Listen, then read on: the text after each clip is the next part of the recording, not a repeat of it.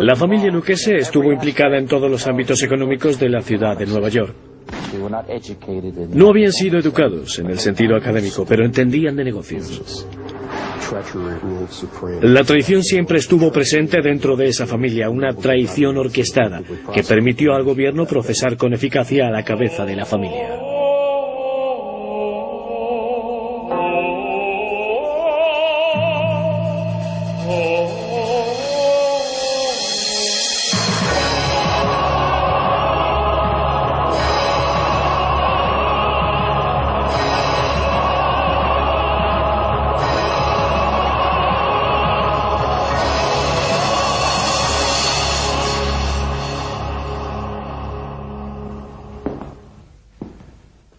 No hace mucho, la cuestión de si la mafia existía o no era todavía motivo de discusión.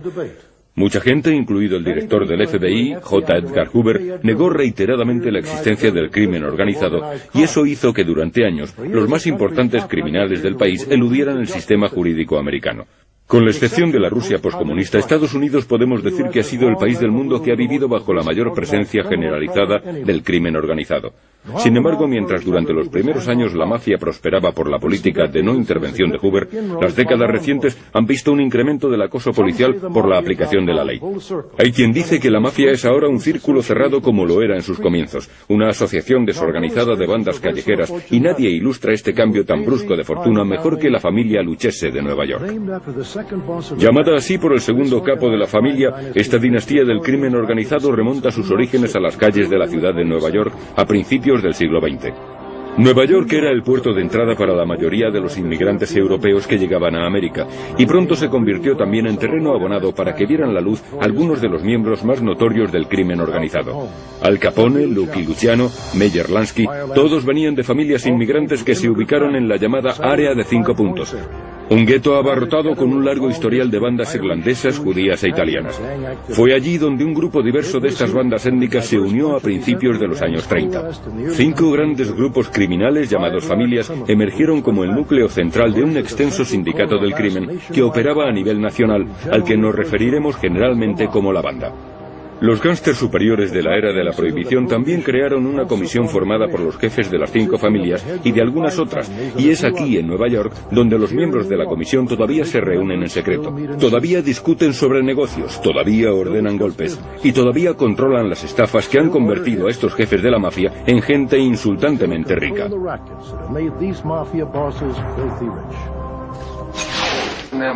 ¿Es usted miembro de alguna organización secreta? Sí, lo soy. ¿A cuál pertenece?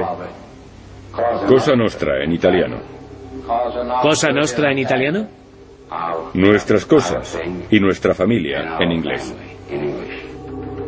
En 1963, Joseph Valachi se convirtió en uno de los primeros miembros de la mafia en romper la omertá, el código de silencio, y en revelar los rituales secretos y el funcionamiento interno de la banda. Por primera vez el público oyó hablar de las 5 familias de la Cosa Nostra y de la jerarquía interna de estas organizaciones. En lo más alto está el boss, tras él el underboss y el consiglieri. Estos cargos serían el equivalente de la mafia de presidente, vicepresidente y consejero de una organización empresarial. Por debajo de estos la familia tiene un número de capos que lidera cada uno un ejército de soldados, la graduación más baja creada para los miembros de la familia, que junto con los hombres no miembros trabajan generalmente a nivel de calle. El nombre en la cima más alta de estas tablas familiares era Gaetano Lucchese, quien hacía tiempo había pasado a llamarse Tommy. Desde entonces a su estructura se la conocía como la familia del crimen de Lucchese. La organización de gángster, que llevaría más adelante su nombre, se desarrollaba ya cuando el joven Gaetano Lucchese llegó por primera vez a América con sus padres en 1905. Los Lucchese venían de Palermo, en Sicilia, y formaban parte de los centenares de miles de inmigrantes que vinieron a este país en busca de una vida mejor. Al llegar a la tierra prometida, en lugar de las soñadas calles pavimentadas con oro, muchos se encontraron al margen de la sociedad matándose a trabajar a cambio de salarios de miseria. La familia Lucchese, como el resto de familias inmigrantes italianas, deseaba que sus hijos e hijas prosperaran a toda costa en el Nuevo Mundo, y a menudo les recordaban a estos que su mayor deseo era que no fuesen tan incultos como ellos. Quiero verte estudiar, hacer los deberes, ir a la escuela, y no quiero oír que causes algún problema en la escuela, no quiero oír que haces novillos. Quiero que consigas una educación y que lo hagas mejor que yo en la vida.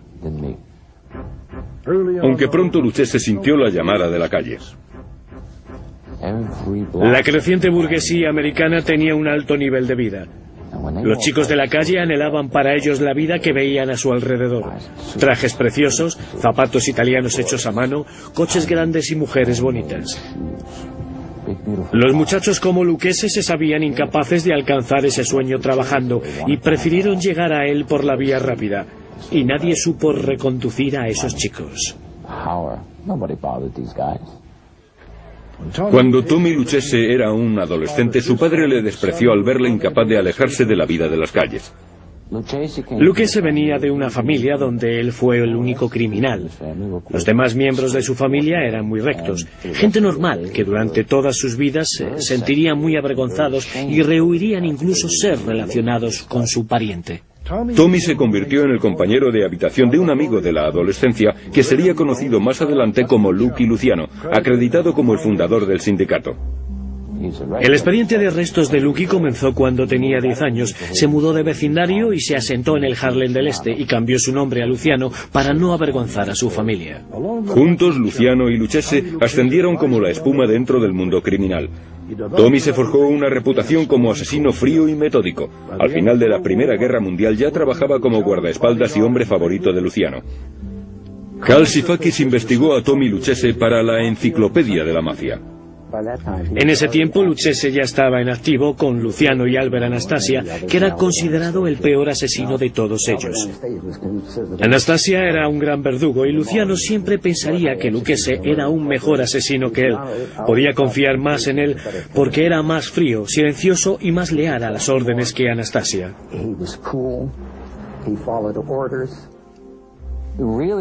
Realmente la mafia americana moderna, tal como la conocemos, nació en esas calles, en la escandalosa adolescencia de individuos como Luciano Lucchese, Frank Costello y Vito Genovese.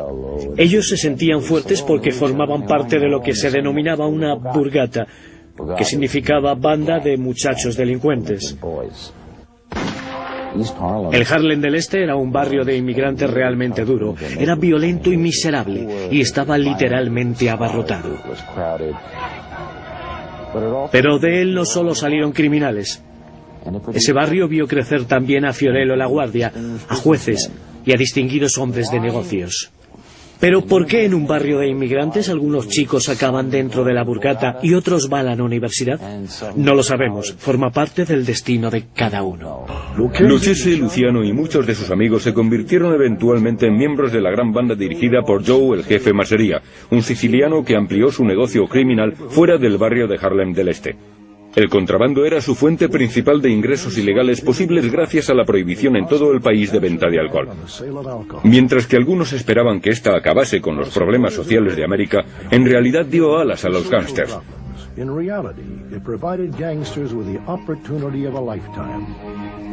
Lucky Luciano y sus socios criminales concibieron un complejo sistema organizativo para importar y distribuir alcohol a lo largo de todo Estados Unidos. Meyer Lansky se encargaba de las finanzas. Tommy Lucchese organizaba el sistema de transporte. Y Frank Costello se encargaba de los sobornos a funcionarios políticos. Estos chicos eran mentes innovadoras, eran inteligentes, astutos y, aunque no habían sido educados en el sentido académico, entendían de negocios, entendían del mercado. Tenían todos los talentos indispensables para convertirse en importantes hombres de negocios, pero por razones que todavía desconocemos, eligieron otro camino, el del crimen. A mediados de los años 30, el negocio del contrabando había llegado a ser altamente competitivo y peligroso, con guerras por el control de los territorios estallando a lo largo de toda América. Mientras, en Nueva York, Joe el Jefe vio amenazada su supremacía por un siciliano recién llegado, el ambicioso Salvatore Maranzano. Maranzano llegó e intentó hacer una limpieza en la banda, dejando solo a individuos de origen siciliano. Erradicaría a todos los demás y los sicilianos lo controlarían todo. Maranzano solo confiaba en los sicilianos de su misma ciudad natal, Castellamare del Golfo. La pelea entre Masseria y Maranzano llegó a conocerse como la Guerra de los Castellamareses. Mientras la guerra se extendía, los jóvenes y americanizados italianos y sus socios gángsters judíos conspiraban para librarse de lo que llamaron el viejo bigote Pitts, cuya rivalidad vieron como obstáculo para el verdadero salto hacia el éxito. Meyer Lansky lo resumía mejor que nadie. Decía, mira, el vendedor de Chevrolet no dispara contra los vendedores de Ford, ¿verdad? ¿Es este su objetivo, acabar con la competencia? ¿Por qué os disparáis unos a otros si hay suficiente pastel para todos? Lucky Luciano, ambicioso y astuto, fingió desertar al bando de Maranzano. Después llevó engañado a su viejo jefe, Masseria, a un restaurante de Coney Island, donde Masseria fue ejecutado, según contaron Vito Genovese, Joe Adonis, Albert Anastasia y Bugsy Siegel. Maranzano cantó victoria y convocó una reunión de todos los gángsters italianos, proclamándose capo di tutti il capi, o jefe de jefes. Entonces dividió el negocio entre sus más leales. Este era el comienzo de las familias del crimen de la mafia como las conocemos hoy. Maranzano creó 5 organizaciones específicas casi militares y las dotó de una legión de miembros. Él no las reestructuró como familias, sino como las legiones de Roma, y bajo esa nueva organización iban a controlar eficazmente el crimen dentro de sus nuevos específicos y bien organizados territorios. Pero algunos encontraron fallos en el nuevo sistema. Luciano y Genovese, que estaban por debajo de él, vieron que se oponía a trabajar con los gángsters judíos. Sin embargo, ellos sabían que si estabas metido en el contrabando, tenías que estar necesariamente implicado y en colaboración con los gángsters judíos, como la Banda Púrpura, especialista en introducir licor a través de Detroit. Mientras tanto, Maranzano sabía que tendría que ocuparse antes o después de Luciano, quien había triunfado demasiado rápido. Pero Luciano, siempre brillante, había enviado antes a Gagliano y a Lucchese como espías al bando de Maranzano. Maranzano no era tonto, sabía que tenía que liberarse de Luciano y del grupo de Costello y de los otros, por lo que planeó matarlos a todos. Sin embargo, en sus filas estaban los 2 espías en los que él tanto confiaba, Gagliano y Lucchese. Lucchese advirtió sin tardar a Luciano del complot. Luciano trazó entonces el contraataque. Envió a Lucchese a la oficina de Maranzano, fingiendo tener un negocio urgente para discutir con él. En ese momento, 4 gángsters judíos se presentaron como un relámpago en la oficina y alinearon a los hombres de Maranzano contra la pared. Lucchese señaló a la víctima y los asesinos hicieron un trabajo rápido con Maranzano.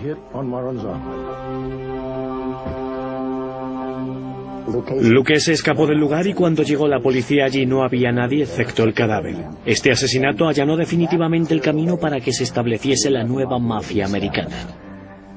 Con gran visión criminal, Luciano, junto a su socio judío Meyer Lansky, estableció el Sindicato Nacional del Crimen Organizado. Creó también la comisión, que hacía las veces de órgano gobernante. En Nueva York, las 5 familias constituidas por Maranzano fueron reorganizadas, y a Tom Gagliano se le concedió la dirección de una de ellas, con Tommy Lucchese como su segundo. Después de que Gagliano muriera por causas naturales, Lucchese tomó el mando y condujo a la familia a su era más próspera y pacífica. Aunque su ocupación principal era jefe de la banda, Lucchese guardó su perfil bajo y se mantuvo al frente del negocio de ropa para camuflar su actividad criminal. Controló una gran empresa de ropa y al mismo tiempo reorganizó en la sombra todas las demás actividades de su grupo. Estaban obteniendo de 30 a 40 de los grandes al año permaneciendo en ese negocio. El dinero de verdad no estaba por supuesto en la ropa, sino en los negocios clandestinos que Lucchese conocía también. Además de prestamistas, la familia Lucchese también se movió en otra gran fábrica de dinero, el juego. Este era un negocio honrado para gángsters, ya fueran italianos, judíos u otros. Bugsy Siegel entraría en escena. Lo primero que le atraería sería el juego. Los juegos en la calle, juegos de bajo nivel, gente tirando dados contra la pared de ladrillo, con montones de dinero cambiando de manos, gente apostando. Puedes poner en marcha una sala de dados y eso puede no parecer un gran negocio, pero cuando tienes 6 salas funcionando a tope 24 horas al día con apuestas altas, te estás llevando miles y miles de dólares por hora. La banda no siempre estaba de acuerdo en todos los negocios que emprendían. Uno de los que causó la disconformidad más grande fue el tráfico de heroína. Tommy Lucchese se opuso al tráfico de drogas por el peligro que eso suponía para la familia. Otros, incapaces de dejar pasar por alto los enormes beneficios, decidieron abarcarlo. Todos tomaron su parte del pastel de los beneficios de este tráfico ilegal. Lucchese también consiguió su parte, ya sabemos.